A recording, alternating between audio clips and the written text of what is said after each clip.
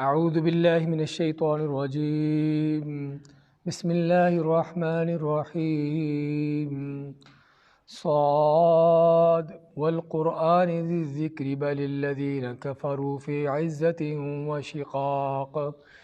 کم اہلکنا من قبلہم من قرن فنادوا ولا حین مناص وعجبوا ان جاءہم منذر منہم وقال الكافرون هذا ساحر كذاب أجعل الآلهة إلها واحدا إن هذا لشيء عجاب وانطلق الملأ منهم أن امشوا واصبروا على آلهتكم إن هذا لشيء يراد ما سمعنا بهذا في الملة الآخرة إن هذا إلا اختلاق أأنزل عليه الذكر من بيننا بل هم في شك من ذكري بل لما يذوقوا عذاب أم عندهم خزائن رحمة ربك العزيز الوهاب أم لهم ملك السماوات والأرض وما بينهما فليرتقوا في الأسباب جند ما هنالك مهزوم من الأحزاب صاد والقرآن ذی ذکری، اور قسم ہے اس قرآن کی ذی ذکری جو بڑی نصیحت والا اور بڑی عزت والا شرف والا، بل الذین کفروا، بلکہ وہ لوگ جنہوں نے کفر کیا، فی عزت و شقاق، وہ بڑی تکبر میں ہیں، عزت کے معنی تکبر و شقاق اور مخالفت میں ہیں۔ کم اہلکنا من قبلہم من قرن، کم کتنے ہی زیادہ اہلکنا ہم نے ہلاک کی، من قبلہم ان سے پہلے، من قرن قومیں، فنادوا پس انہوں نے پکارا، ولا حین مناص، ولا تھا اور نہیں تھا وہ وقت، حین مناص بچنے کا یا بھاگنے کا، وعجبوا ان جاءہم منذر منہم، اور تعجب کیا انہوں نے اس بات پر کہ ان جاءہم منذر منہم کہ آیا ڈرانے والا انہی میں سے، وقال الکافرون اور کہا کافروں نے، ھذا ساحر کذاب، یہ جادوگر ہے جھوٹا، اجعل الآلہۃ الہا واحدا، کیا اس نے سارے معبودوں کو ایک ہی معبود بنا دیا، ان ھذا لشیء عجاب، یہ تو بڑی تعجب کی بات ہے۔ وانطلق الملأ منہم، وانطلق اور چل کھڑے ہوئے، الملأ منہم ان کے سرکردہ لوگ، ان امشوا کہ چلو نکلو، واصبروا علی آلہتکم اور صبر کرو ڈٹے رہو اپنے معبودوں پر، ان ھذا لشیء یراد، بے شک یہ ایسی بات ہے کہ جس کا پہلے سے کوئی ارادہ کیا ہوا ہے یا کوئی سوچی سمجھی سازش ہے۔ ما سمعنا بہذا فی الملۃ الآخرہ، نہیں ہم نے سنا اس بات کو، فی الملۃ الآخرہ اس سے پہلے کسی یا آخری ملت کو، اس سے پہلے یعنی کہ کسی قوم میں، ان ھذا الا اختلاق، نہیں ہے مگر یہ گھڑی ہوئی بات۔ انزل علیہ الذکر من بیننا، کیا نازل کیا گیا اس پر ذکر یا نصیحت یا وحی ہمارے درمیان میں سے، بل ہم فی شک من ذکری، بلکہ وہ شک میں ہیں میرے نصیحت کے بارے میں، میری وحی کے بارے میں، بل لما یذوقوا عذاب، بلکہ بات یہ ہے کہ لما ابھی تک نہیں، یذوقوا چکھا انہوں نے، عذاب ہی اصل ہے کہ میرا عذاب۔ ام عندہم خزائن رحمت ربک العزیز الوہاب، ام عندہم کیا ان کے پاس ہے، خزائن خزانے، رحمت ربک تیرے رب کے رحمت کے، العزیز جو بڑا غلبے والا، الوہاب اور بہت عطا کرنے والا ہے۔ ام لہم ملک السماوات والارض، یا کہ ان کے لیے بادشاہت ہے آسمان و زمین کی، وما بینہما اور جو ان دونوں کے درمیان ہے، فلیرتقوا فی الاسباب، پس ان کو چاہیے کہ پھر یرتقوا چڑھیں، فی الاسباب سیڑھیوں میں یا اوپر چڑھیں، جند ما ہنالک، یہ حقیر سا لشکر ہے، مہزوم من الاحزاب، ان لشکروں میں سے جو شکست کھانے والے ہیں، مہزوم یعنی کہ شکست کھانے والے، من الاحزاب حزب کی جماعتیں اور لشکر جو شکست کھانے والے ہیں۔ سورۃ صاد کی آیت نمبر 1 سے 11 تک کی تلاوت اور ترجمہ پیش کیا گیا ہے۔ سورۃ صاد جو مکی صورتوں میں سے ہے اور جس میں اللہ تعالیٰ نے کافروں کا کفر، ان کا شرک، ان کی ہٹ درمی اور ان کی مخالفت، ان چیزوں کا بیان کیا شروع میں۔ اس کے بعد اللہ نے سابقہ قوموں کی مثالیں دی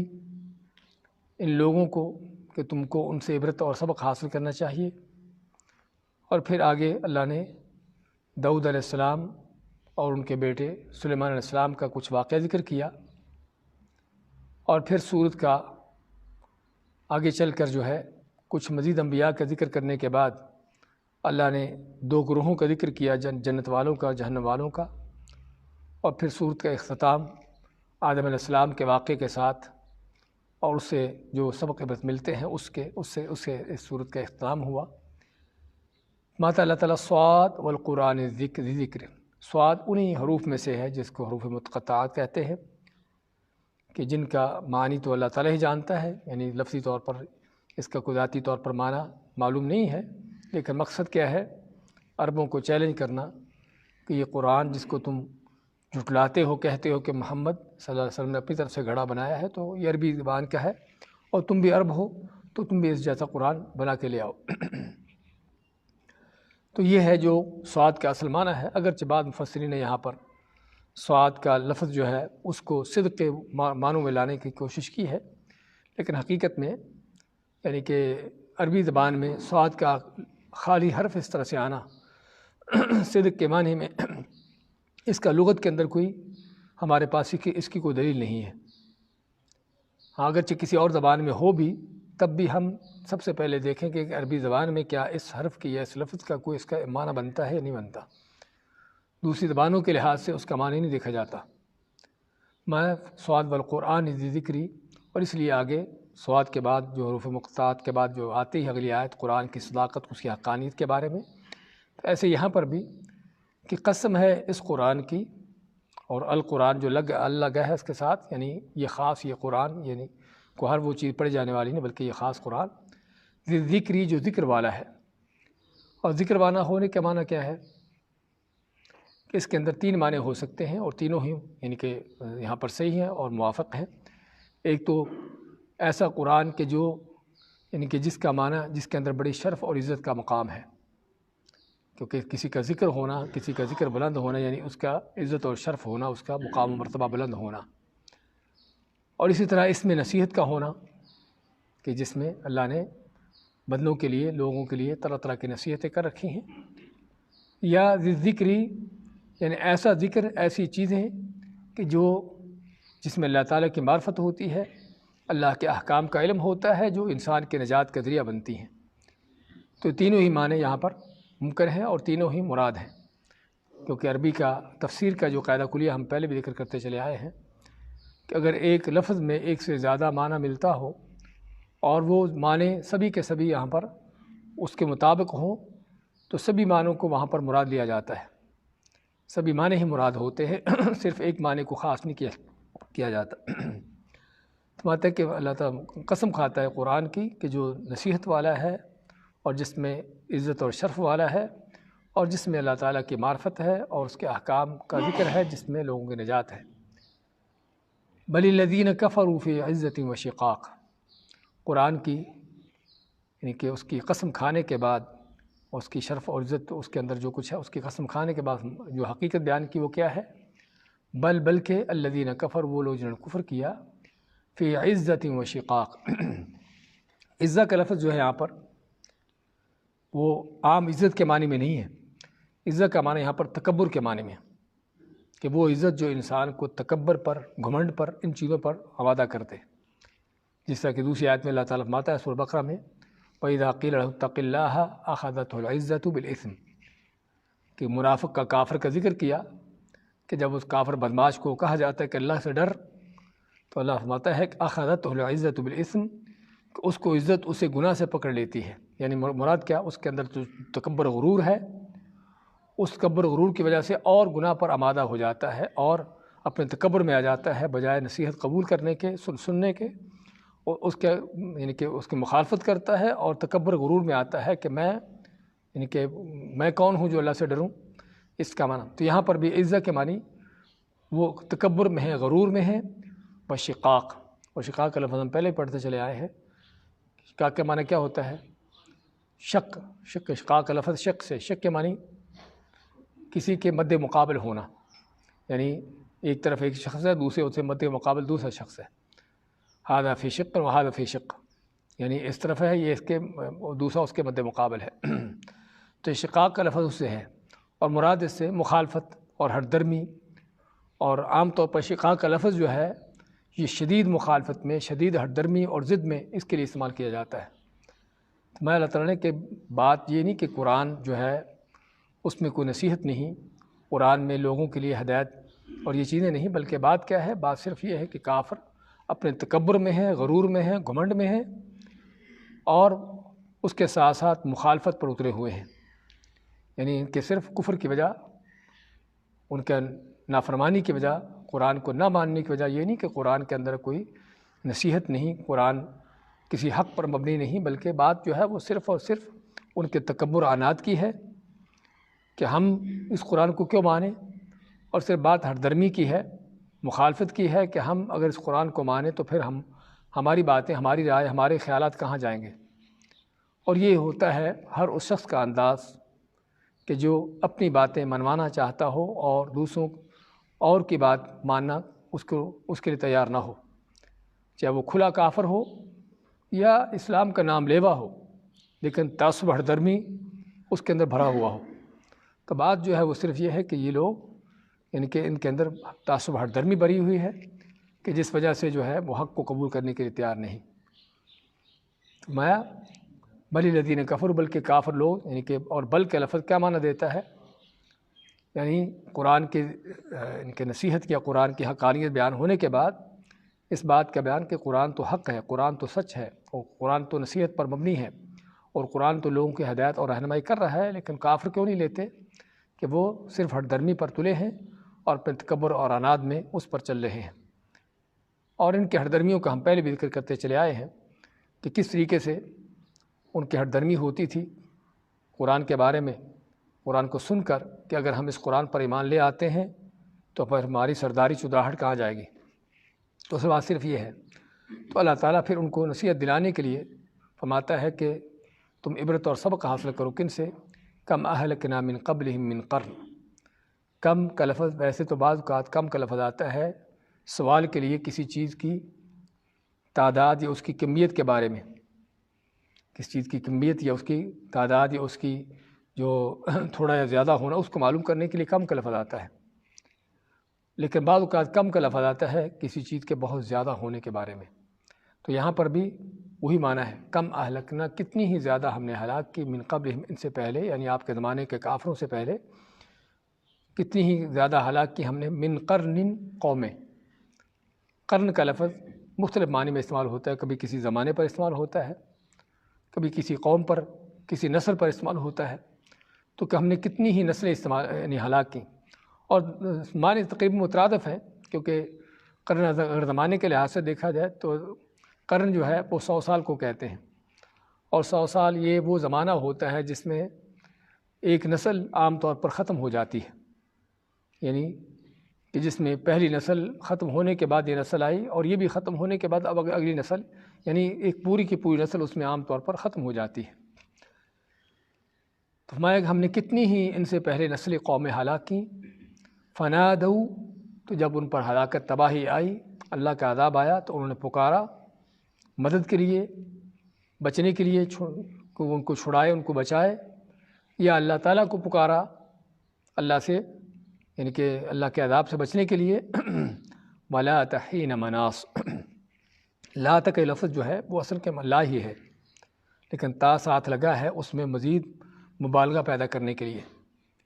کہ بالکل نہیں، لا کے معنی نہیں، اور لات کے معنی بالکل نہیں۔ لا حین مناص، حین کا لفظ جو ہے کس کے لیے آتا ہے؟ وقت کے لیے، کہ نہیں تھا وہ وقت، بالکل وقت نہیں تھا کس چیز کا؟ مناص۔ مناص کیا ہے؟ مناص کے معنی بچنا، بھاگنا، فرار ہونا، یعنی اس وقت جب اللہ کا عذاب آیا تو بھاگنے کی کوشش کی، لیکن وہ ان کے بھاگنے کا بالکل ان کے لیے کوئی چانس نہ تھا۔ جب اللہ کا عذاب آیا تو انہوں نے پکارا، آوازیں دی کہ ہم ان کو بچائے کوئی، لیکن ان کو کوئی ہرگز بچانے والا کوئی ایسا وقت نہیں تھا کہ ان کو بچا سکے۔ یا اللہ تعالیٰ نے اس وقت جب عذاب آیا تو انہوں نے اللہ کو پکارا اور اپنے شرک سے توبہ طائب ہونے کی کوشش کی، ولا تحین مناس، لیکن وہ بالکل وقت وہ نہ تھا کہ جب ان کو بچایا جاتا یا ان کے چھٹکارا ہوتا۔ یہ سارے معنی اس میں یعنی کہ آ سکتے ہیں، اور سارے ہی معنی مراد ہیں کہ قوموں کا حال یہی رہا ہے کہ جب ان پر اللہ کے عذاب آتے تو پکارتے، کوئی ان کی مدد کرنے کے لیے آئے لیکن کوئی ان کی مدد کرنے کے لیے نہ پہنچتا، فرار ہوتے، بھاگتے کہ شاید ہم بھاگ کر کہیں پہنچ کر کہیں جا کر اپنے آپ کو چھڑا سکے، بچا سکیں، لیکن وہ بھاگ کر کبھی یعنی کہیں بھاگ کر بھی اپنے آپ کو نہ بچا سکے۔ اور بعض قوموں نے اللہ کو پکارا، لیکن وہ وقت وہ تھا کہ جو پکارنے کا وقت نہیں تھا، وہ ان کی توبہ طائب کا وقت ختم ہو چکا تھا، توبہ ہونے کا وقت یعنی توبہ کا وقت ان کا ختم ہو چکا تھا۔ تو اس مایا کہ ولا تحین مناس فنادو، پس انہوں نے پکارا، یا تو کسی کی مدد کے لیے پکارا کہ کوئی ان کی مدد کرے، یا اللہ کو پکارا کہ اللہ ان کو عذاب سے بچا لے، اور توبہ کرنے کی کوشش کی، لیکن ولا تحین مناس، بالکل یہ وقت نہیں تھا کہ وہ بچ جاتے یا بھاگ جاتے یا فرار ہو جاتے۔ وعجبوا ان جاءهم منذر منهم، اور انہوں نے تعجب کیا اس بات پر کہ آیا ان میں سے ڈرانے والا ان میں سے ہی، یعنی کافروں کا، کہ جو نبیوں کی دعوتوں پر اصل جو مخالفت یا جو چیز رہی وہ کس چیز پر؟ ایک تو سب سے پہلے نبیوں کے لائے ہوئے کتابوں پر اعتراض، اس کو نہ ماننا جس کا اللہ نے شروع میں ذکر کر دیا، اس کے بعد بذات خود نبی پر اعتراض، اور پھر نبی کی لائی ہوئی دعوت پر اعتراض۔ تو نبی پر اعتراض کیا ہوتا کہ نبی ہمارے جیسا کیوں ہے؟ کیسے ممکن ہے کہ ہمارے جیسا انسان ہی نبی بن کے آ جائے، رسول بن کے آ جائے؟ میں وعجبوا، انہوں نے تعجب کیا، ان جاءهم منذر منہم، کہ آیا ان کے پاس منذر، ڈرانے والا، منہم، انہی میں سے، یعنی قریش میں سے، انسانوں میں سے، جو انہی قوم ان کے خاندان کا آدمی ہے، تو انہی میں سے آدمی آ گیا ڈرانے والا۔ یہ کیسے ہو سکتا ہے؟ کیونکہ جس طرح ہم صاحب کا آیات میں پڑھتے چلے آئے ہیں، ان کے ہاں یہ تھا کہ لازماً رسول نبی کوئی الگ ہو، کوئی دوسری مخلوق ہو، فرشتہ ہو، یا کوئی اور یعنی کہ کسی اور نسل سے تعلق رکھتا ہو، لیکن ہمارے جیسا انسان ہو اور ہم میں سے رہنے والا اٹھ کر کھڑا ہو کر کہے کہ میں اللہ کا رسول ہوں اور اللہ نے مجھے نبی رسول بنا کے بھیجا ہے، یہ بڑی تعجب کی بات ہے۔ اور بات تعجب کی یہ نہیں، تعجب تو بلکہ ان کے اپنے اوپر ہے، ان کے اس اعتراض پر تعجب ہے کہ تم کیسے ایسے نبی کا، ایسے رسول کا مطالبہ کرتے ہو جو دوسری مخلوق ہو، فرشتہ ہو، کہ جس کو پتہ ہی نہیں کہ تم کیا ہو، تمہاری ضروریات کیا ہے، تمہاری حاجتیں کیا ہیں۔ تو اس لیے اللہ تعالیٰ نبی رسولوں کو لوگوں میں سے، قوموں میں سے بھیجتا تاکہ ان کا جانا پہچانا ہو، ان کی ضروریات کو، ان ساری چیزوں کو، وہ ساری چیزیں ان کے ساتھ بھی ہوں جو رسول کے ساتھ ہیں۔ وعجبوا ان جاءهم منذر منهم، اور تعجب کیا ان لوگوں نے کہ آیا ان کے پاس ڈرانے والا انہی میں سے رسول آیا۔ وقال الکافرون ھذا ساحر کذاب، اور کہا کافروں نے کہ یہ تو ہے ساحر، جادوگر، کذاب، بہت جھوٹا۔ اب یہاں پر یہ نہیں کہا کہ کہا ان لوگوں نے۔ قرآن کا بعض اوقات انداز کیا ہوتا ہے کہ جہاں پر ضمیر کافی ہوتی ہے وہاں پر ضمیر کے بجائے صریح نام اور نام کا ذکر آتا ہے۔ کس لیے؟ تعین کرنے کے لیے کہ یہ لوگ کون ہیں۔ بعض اوقات کافر کے نام سے، بعض اوقات ظالم کے نام سے، فاسق کے نام سے، اس طرح کے نام سے، تو یعنی کہ بجائے ضمیر استعمال کرنے کے ان کا نام سے ذکر آتا ہے تعین کرنے کے لیے کہ یہ لوگ کون ہیں، ان کا یہ معاملہ ان کو کہاں تک پہنچائے ہوئے۔ تو یہاں پر میں وقال الکافرون، اور کہا کافروں نے، اور کافر سے مراد یعنی انکار کرنے والے، چھپانے والے، دونوں ہی معنی کفر کے جو آتے ہیں کہ حق کو چھپانے والے اور حق کا ٹھکرانے والے، اس کو انکار کرنے والے، ان کافروں نے کہا ھذا ساحر کذاب، یہ تو سراسر جھوٹا اور محض یعنی کہ جادوگر ہے۔ آپ کو جادوگر کیوں کہتے؟ اس کے اندر دو چیزیں تھیں، ایک تو لوگوں کو جھانسا دینے کے لیے کہ یہ جو باتیں کر رہا ہے یہ جادوگر ہے، اس طرح کی باتیں جادوگر کرتے ہیں، اور لوگ سمجھتے ہیں کہ جادوگر جھوٹے ہوتے ہیں، بیکار ہو، یعنی کہ سارے باطل پر ہوتے ہیں، غلط ہوتے ہیں، اس لیے کوئی آپ کی بات سنے نہ، آپ کی باتوں میں آئے نہ۔ لوگوں کو اس انداز سے ان کو جھانسا دینے کے لیے جادوگر کا نام دیا جاتا۔ اور دوسرا، آپ صلی اللہ علیہ وسلم کی دعوت کے نتیجے میں جو لوگوں پر اثر ہوتا کہ آدمی پہلے باپ بیٹا دونوں ایک دین پر ہے، ایک دوسرے کے ساتھ مل کر چل رہے ہیں کفر شرک پر، اور سبھی ایک دوسرے کے ساتھ موافق ہیں، کسی کی مخالفت نہیں، لیکن اللہ کے نبی صلی اللہ علیہ وسلم کے بات سننے کی دیر ہوتی کہ بیٹا باپ کے مد مقابل کھڑا ہو جاتا اور باپ کے دین کی مخالفت پر اتر آتا کہ تو گمراہ ہے، تیرا باپ دادا کا دین، تیرا بڑا کا دین سارا گمراہ ہے۔ اس طرح بھائی کے مقابلے میں کھڑا ہو جاتا، بیوی خاوند کے مقابلے میں کھڑی ہو جاتی، اور اس انداز سے یعنی پہلے وہ لوگ سبھی ایک ہوتے، ایک کفر شرک پر ہوتے، ایک گمراہی پر سبھی مل کر چل رہے ہوتے، لیکن صرف آپ کی بات سننے کی دیر ہوتی کسی آدمی کی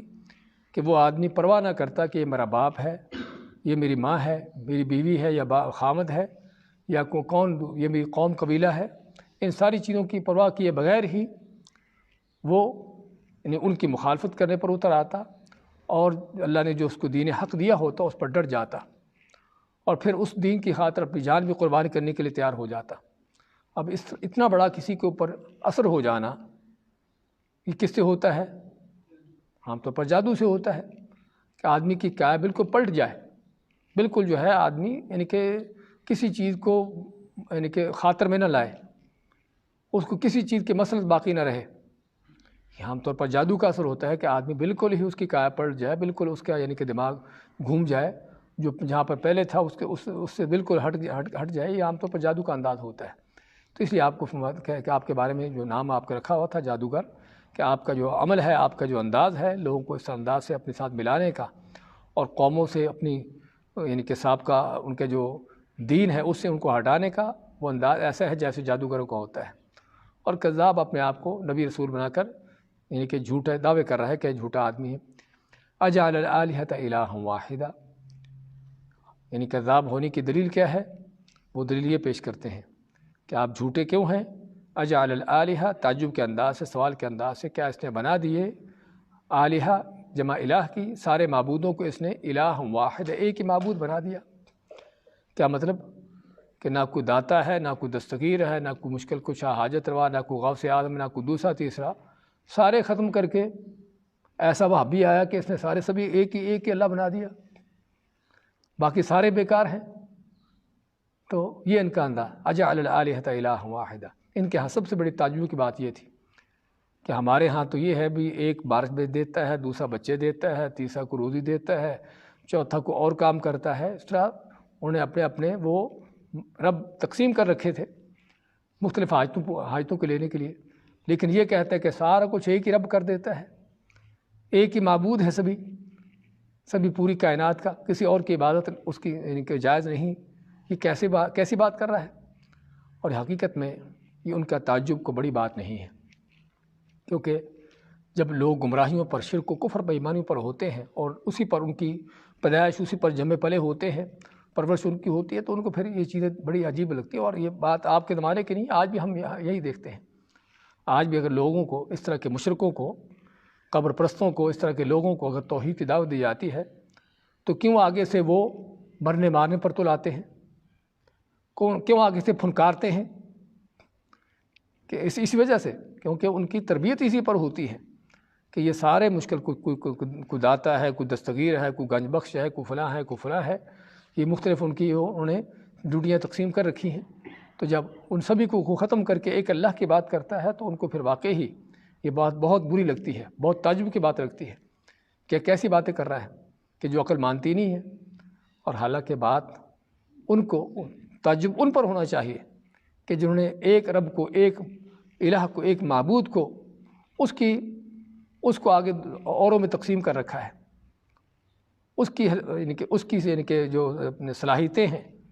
اس کی جو عظمتیں ہیں، اس کی جو شان و منزلت ہے، اس کو چھوڑ کر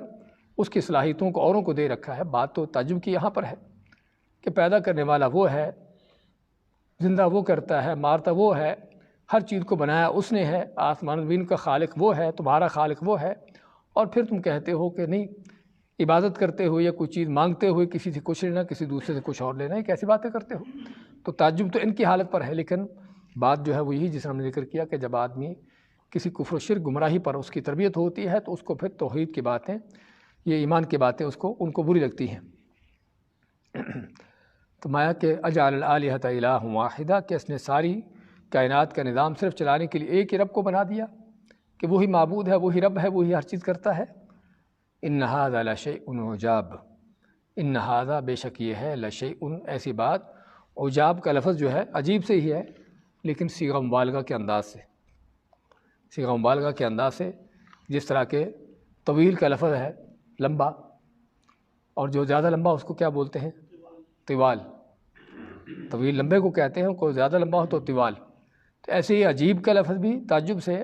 کسی جگہ کے عجیب ہونے، لیکن عجاب اس میں زیادہ مبالغہ پیدا ہونا کہ بہت بڑی تعجب کی بات ہے کہ اس نے سارے معبودوں کو، سارے مشکل کو، کشا حاجت رواؤں کو ختم کر کے صرف ایک ہی کو بنا دیا کہ صرف وہی اکیلا ہے اور اسی کی صرف عبادت ہونی چاہیے۔ وانطلق الملأ منهم ان امشوا،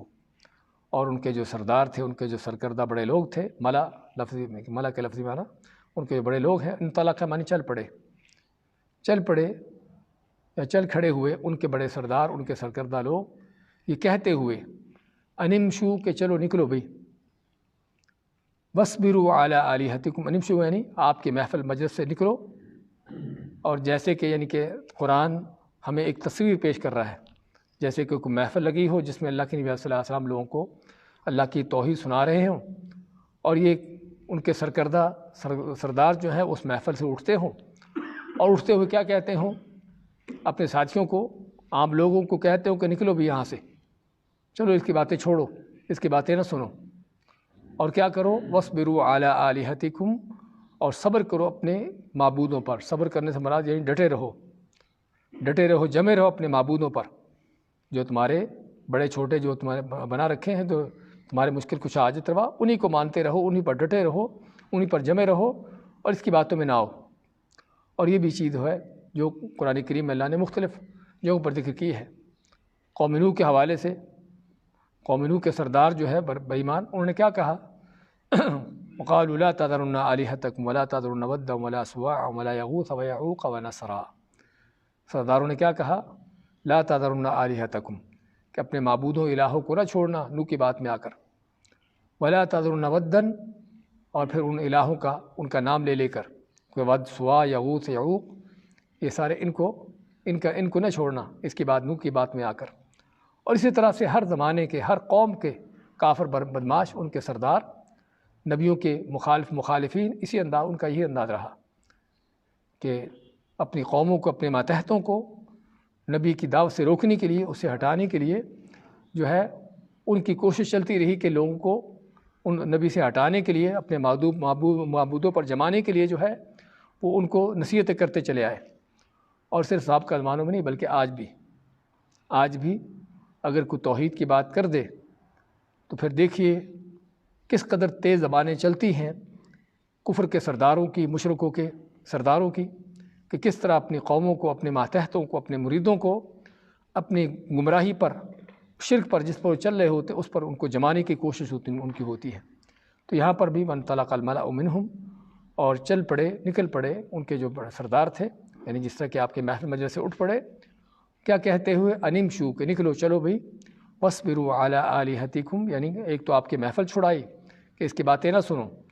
اور اصبروا، صبر کرو، جمے رہو، ڈٹے رہو اپنے معبودوں پر، ان کی عبادت پر۔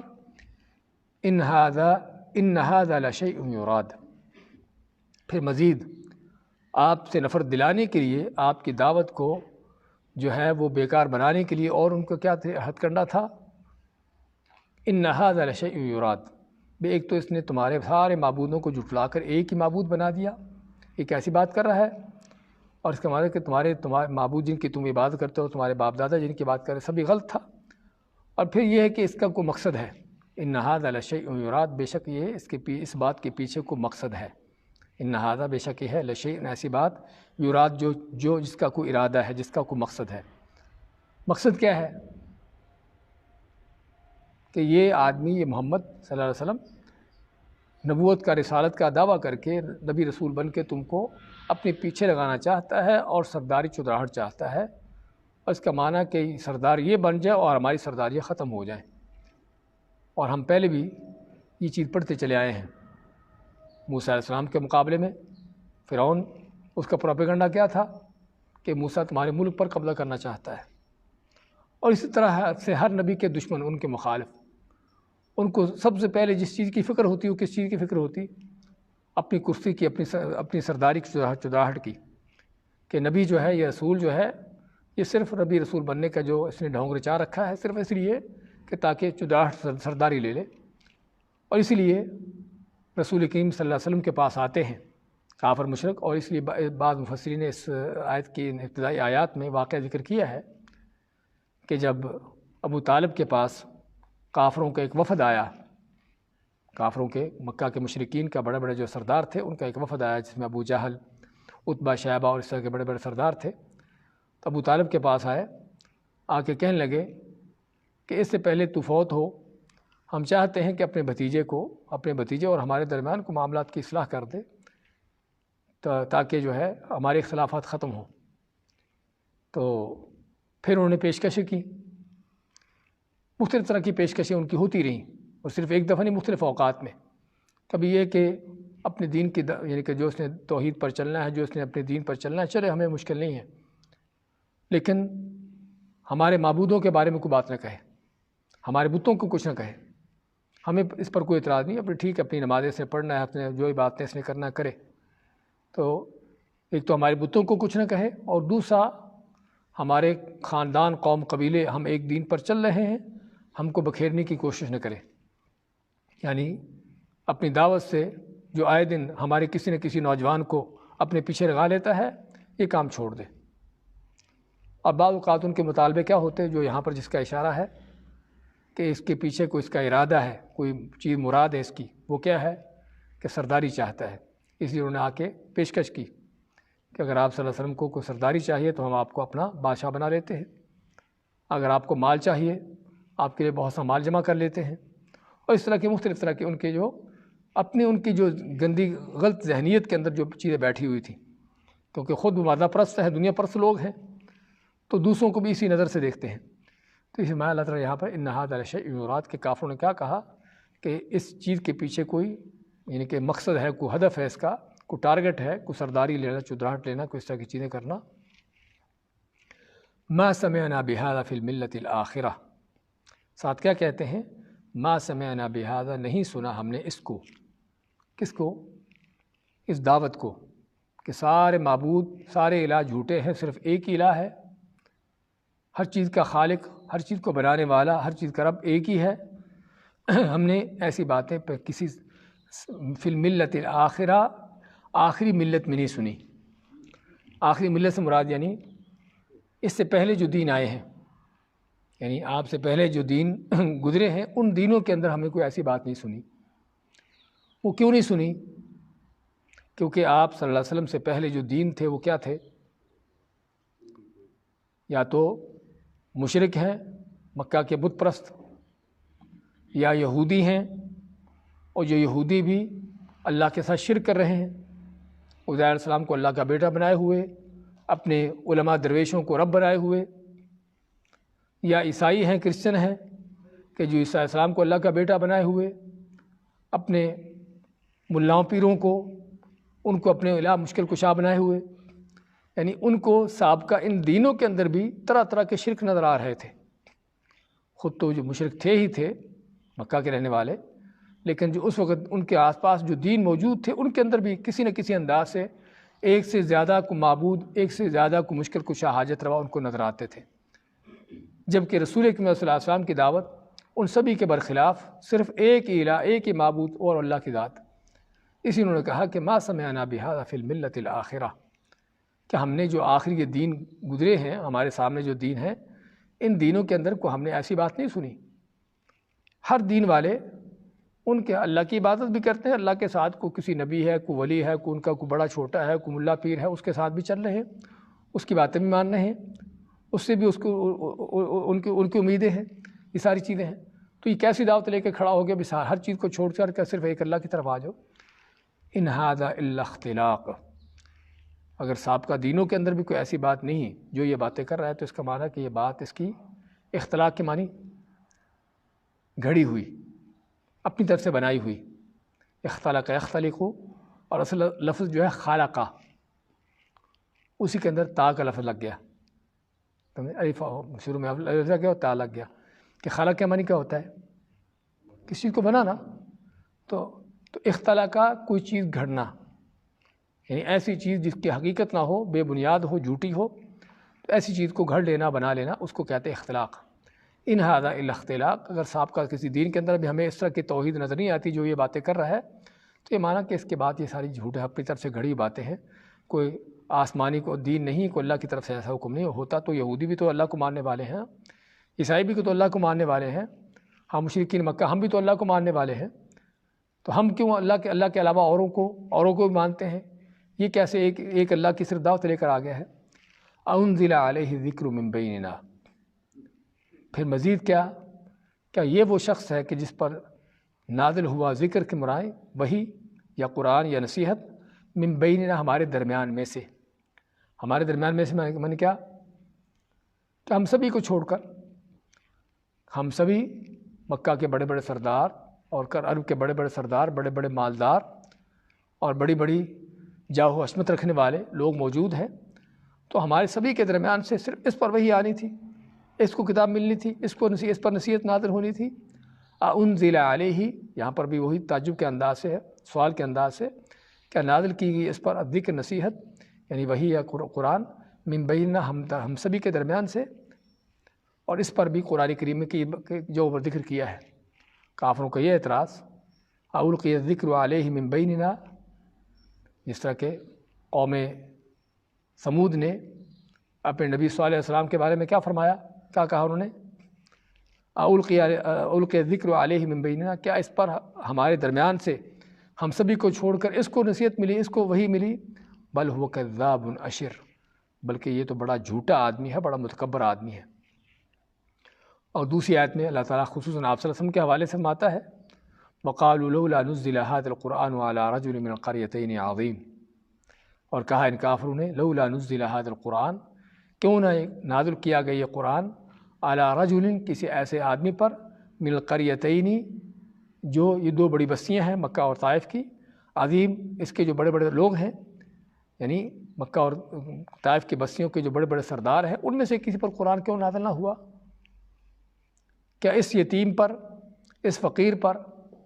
کہ جس کے یعنی کہ جو نہ کوئی اس کے پاس مال ہے، نہ کوئی اس کے پاس کوئی عہدہ منصب ہے، اس پر قرآن نازل ہونا تھا؟ تو یہاں پر بات جو ہے وہ چودراہٹ کی ہے اصل، کہ چودھری ہم ہیں، سردار ہم ہیں، اور نبی یہ بن گیا، یہ کیسی بات ہے؟ تو میں انزل علیہ ذکر من بیننا، کیا اس پر نازل ہو گیا ذکر، نصیحت، وہی ہم سبھی کے درمیان میں سے، ہم سبھی کو چھوڑ کر. بل ہم فی شک من ذکری، بات یہ نہیں ہے، بلکہ ویسے ہی یہ شک میں ہیں میری وحی کے بارے میں، کہ اللہ کی طرف سے ہے بھی کہ نہیں ہے، حق بھی ہے یا باطل ہے. بل لما یذوقوا عذاب، بات یہ نہیں ہے، نہ تو آپ جھوٹے ہیں، نہ قرآن غلط ہے،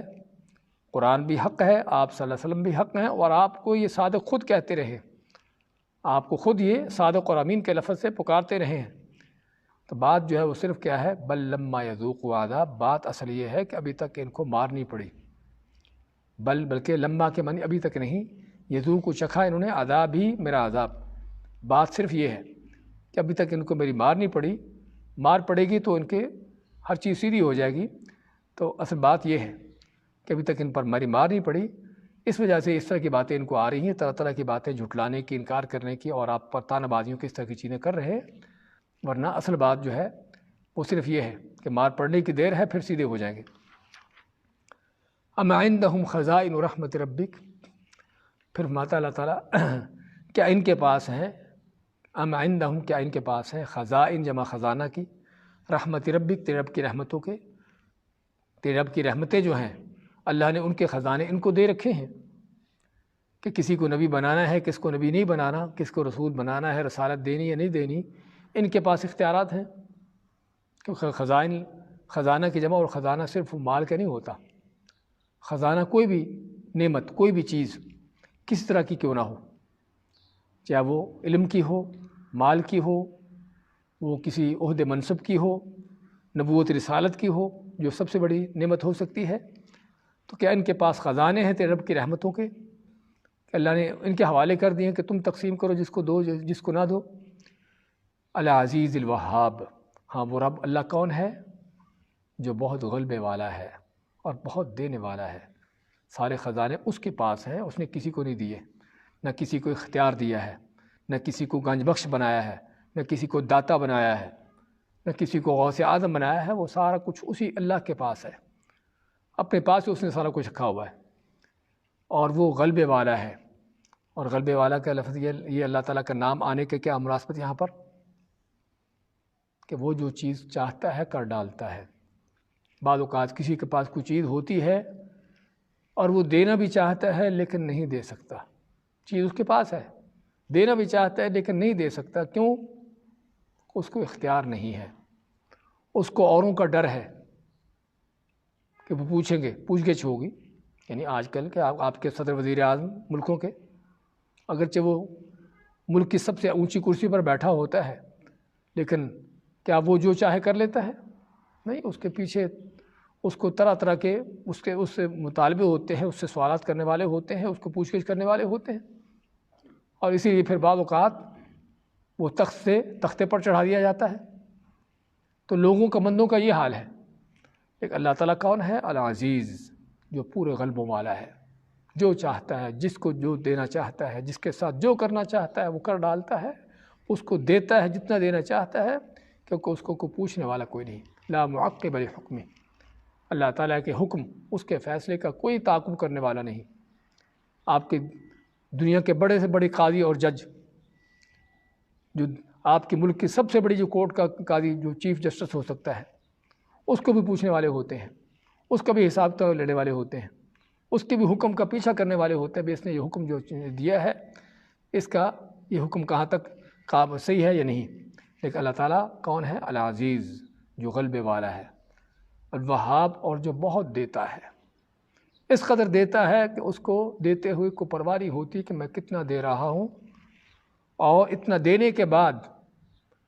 میرے پاس کیا باقی رہے گا، کیا نہیں رہے گا۔ بادشاہ بھی دنیا کا ہو، دنیا کا بادشاہ بھی کیوں نہ ہو، بڑے اس کے پاس مال و دولت ہوں، اس کو بھی اپنے مال و دولت لوگوں کو تقسیم کرتے ہوئے دیکھنا پڑتا ہے کہ میرا خزانہ کتنا ہے اور لوگ کتنے ہیں، کتنا کتنا دوں گا تو کام چلے گا۔ کہیں یہ نہ ہو کہ خزانے ختم ہو جائیں اور لوگ باقی ہوں اور پھر اس کے لیے مسئلہ کھڑا ہو جائے۔ لیکن اللہ تعالیٰ کون ہے؟ الوہاب، جو بہت دیتا ہے، اتنا دیتا ہے کہ اس کو دیتے ہوئے کبھی کو پرواہ نہیں ہوتی کہ میں نے کتنا دیا کسی کو، اس لیے کہ اس کے خزانے ملآ، جس طرح کہ آپ فرماتے ہیں، فرمایا کہ اس کے ہاتھ بھرا ہوا ہے، اس کے خزانے بھرے ہوئے ہیں، دن رات ان کو خرچ کرتا چلا آ رہا ہے۔ جب سے اللہ نے آسمان و زمین کو پیدا کیا ہے، اس کے خزانوں میں کمی نہیں ہوتی۔ اس لیے فرمایا کہ ام عندہم خزائن رحمت ربک، کیا جن کو تم سمجھتے ہو، یعنی یہ کافر و مشرکو، کیا تم سمجھتے ہو کہ نبی رسول کیوں بن گیا؟ کیا تمہارے پاس رب کے خزانے ہیں، اس کی رحمتوں کے خزانے تمہارے پاس ہیں کہ جس کو چاہو جو دو، جس کو چاہو نہ دو؟ کون رب ہے؟ العزیز الوہاب، جو بہت غلبے والا اور بہت دینے والا ہے۔ ام لہم ملک السماوات والارض وما بینہما، پہلے اللہ نے خزانوں کا ذکر کیا، اس کے بعد اختیارات کا ذکر کیا۔ ام لہم ملک السماوات، یا ان کے پاس بادشاہت ہے، اختیارات ہیں آسمانوں اور زمینوں کے، وما بینہما، اور جو ان کو درمیان ہے۔ آسمان و زمین کی ہر چیز کے مالک یہ ہیں، اختیارات ان کے پاس ہیں، یا ان کے پاس ہیں خزانے، یا ان کے پاس ملکیتیں ہیں ساری آسمان و زمین کی۔ اور اگر ایسی بات ہے فَلْيَرْتَقُوا فِي الْأَسْبَابِ، تو پھر زمین پر کیوں بیٹھے ہوئے ہیں؟ پھر آسمان پر چڑھیں، فَلْيَرْتَقُوا، پس پھر چڑھیں، فی الاسباب، اسباب جمع سبب کی، اور سبب کا ویسے لفظ تو کیا ہوتا ہے کہ کوئی ذریعہ، لیکن یہاں پر مراد اس سے سیڑھی، کہ پھر سیڑھیوں پر چڑھ کر آسمان پر پہنچیں، زمین پر کیوں بیٹھے ہوئے ہیں؟ اگر آسمان و زمین ان کے ہیں اور آسمان و زمین کے اندر درمیان جو کچھ ہے ان کی ملکیت ہے، یہ مالک ہے اس کے، تو پھر زمین پر کیوں چل پھر رہے ہیں؟ پھر ہم آسمانوں پر چڑھ کر اپنی حکومت کا، اپنی ان چیزوں کا صحیح اعلان کریں کہ کیا ان کے پاس اختیارات ہیں، کیا ان کی ملکیتیں ہیں۔ لیکن یہ صرف ساری ان کو کافروں کو طنز کی جا رہی ہے، ان مشرکوں کو تانا بازی کی جا رہی ہے کہ ہو تم کچھ بھی نہیں، پلے تمہارے کچھ بھی نہیں ہے، حیثیت تمہاری کچھ بھی نہیں ہے، اور ڈھینگے تم ایسے مارتے ہو کہ جیسے تم آسمان و زمین کے مالک تم ہو۔ اور یہ ساری باتیں اصل جو ہے وہ کیا ہے؟ اعتراض ان کا آپ صلی اللہ علیہ وسلم کے حوالے سے کہ ہم سبھی کو چھوڑ کر اس کو نبوت ملنی تھی۔ اللہ تعالیٰ کیا فرماتا ہے؟ اللہ اعلم حیث یجعل رسالتہ، کہ اللہ تعالیٰ بہتر جانتا ہے کہ اس نے نبوت رسالت کس کے دینی ہے، وہ چاہے کوئی یتیم ہو، چاہے کوئی فقیر ہو، چاہے کوئی معاشرے کا ایسا شخص ہو کہ جس کی لوگوں کے ہاں کوئی قدر و قیمت نہ ہو، اللہ تعالیٰ چاہے تو اس کو بھی نبی بنا دے، اس کو رسول بنا دے، کیونکہ وہ دینے والا وہ ہے، عزیز وہاب وہ ہے، تم نہیں ہو۔ تو اس میں ام لہم ملک السماوات والارض، کیا ان کے لیے آسمان و زمین کی بادشاہتیں ہیں، وما بینہما، اور جو ان کے درمیان ہے، فلیرتقوا الاسباب، اگر ان کے پاس ایسی چیزیں ہیں تو پھر زمین پر کیوں بیٹھے ہوئے ہیں، پھر آسمانوں پر چڑھے۔ جند ما ہنالک محزوم من الاحزاب، اس کے بعد اللہ فرماتا ہے جند ما، یہ سارے ادھر ادھر کے جمع ہوئے کون ہیں؟ جند کیا ہوتا ہے؟ لشکر، فوج، اور لشکر کیا ہوتا ہے کہ جو مختلف لوگ جمع ہو کر اکٹھے ہو جاتے ہیں۔ تو یہ سارے، کوئی یہودی ہے، کوئی عیسائی ہے، کوئی مشرک، مکہ کا مشرک ہے، کوئی دوسرے تیسرے، یہ سارے مشرک کافر کون ہیں؟ جند ما، پہلے جند کا لفظ کہ جندن، یہ حقیر سا لشکر ہے، اور پھر اس کو مزید گھٹیا حقیر بنانے کے لیے کیا فرمایا؟ ما، کہ جند ما، یعنی بڑے حقیر سے، بڑے ہی گھٹیا سے، بڑے کمزور سا یہ لشکر فوج ہے۔ ہنالک، یہاں پر ہیں یہ، ہنالک وہاں پر محزوم، شکست کھانے والے ہیں۔ محزوم کا لفظ کس سے ہے؟ ان ہزم یہزم، کسی کا شکست کھانا، محزوم شکست کھانے والے ہیں، من الاحزاب، فوجوں یعنی کہ لشکروں یا جماعتوں میں سے۔ احزاب جمع حزب کی، حزب معنی جماعت، یعنی جماعتوں میں سے ایسی جماعت ہے کہ جو شکست کھانے والے ہیں۔ کیا مطلب؟ کہ اگرچہ اپنے آپ کو جمع کر لیں، جتھے بنا لیں، جتنے بھی اکٹھے ہو جائیں، اللہ کے مقابلے میں سبھی کے سبھی ایسے ہیں کہ جو اللہ تعالیٰ کے ایک لپیڑے کا، ایک اللہ تعالیٰ کے تھپیڑے کا اس کا مقابلہ کرنے کے قابل، اور اللہ تعالیٰ ایسے کرتا رہا۔ کافروں کی سازشیں ہوتی ہیں، پلاننگیں ہوتی ہیں، وہ اکٹھے ہوتے ہیں، جمع ہوتے ہیں، اور سارے مل ملا کر اللہ کے دین کو، حق کو مٹانے کی کوششوں پر اترتے ہیں۔ اللہ کی طرف سے ایک تھپیڑا آتا ہے اور سبھی ان کی سازشیں دھری کی دھری رہ جاتی ہیں۔ تو ہمارا اللہ تعالیٰ نے ان کی حقارت کو بیان کرتے ہوئے، ان کی کمزوری کا ذکر کرتے ہوئے، اور کس قدر بیکار ہے اس کا ذکر کرتے ہیں، جند ما، کہ بڑے ہی بیکار، بڑا ہی گھٹیا، بڑا ہی جو ہے یہ حقیر سا لشکر ہے۔ ہنالک محزوم، یہیں پر یہ شکست کھانے والے، یعنی کہ بہت دیر سے ابھی شکست کھائیں گے۔ من الاحزاب، یعنی جماعتوں میں سے ایسی جماعت ہے کہ جو ابھی شکست کھانے والے ہیں، جس طرح کہ اللہ تعالیٰ دوسری آیت سیہزم الجمع ویولون الدبر، سورہ قمر میں اللہ تعالیٰ نے کافروں کے بارے میں، ان مشرکوں کے بارے میں سیہزم الجمع، کہ جتنے بھی اپنے جتھے بنا لیں یہ سبھی کے سبھی شکست کھائیں گے، ویولون الدبر، اور پیٹ پھیر کر بھاگیں گے۔ اور یہی چیز رسول اکرم صلی اللہ علیہ وسلم نے بدر کے دن، بدر کے میدان میں جب آپ، یعنی کہ آپ نے صحابہ کرام کو مشرکوں کے مقابلے میں کھڑا کیا، اور یہ مکہ کے مشرک طرح طرح کے لوگوں کو جمع کر کے لائے ہوئے تھے، اپنے ساتھ غلاموں کو بھی اور طرح طرح کے لوگوں کو اپنے ساتھ لے کے آئے ہوئے تھے۔ تو اللہ نے، آپ نے کیا فرمایا؟ سیہزم الجمع، یہ سارے جمع اکٹھے ہوئے ہیں، سبھی اب شکست کھائیں گے، ویولون الدبر، اور پیٹ پھیر کر بھاگیں گے۔ اور اللہ نے وہی کر کے دکھایا کہ ان کو ماری اور پیٹ پھیر کر بھاگے، اور ان کے بڑے بڑے سردار وہاں پر قتل ہوئے۔ تو یہاں فرمایا یہ جند ما ہنالک، کہ بڑا حقیر سا لشکر ہے لشکروں میں سے، محزوم، جو ابھی شکست کھانے والا ہے، من الاحزاب یعنی جماعتوں لشکروں میں سے۔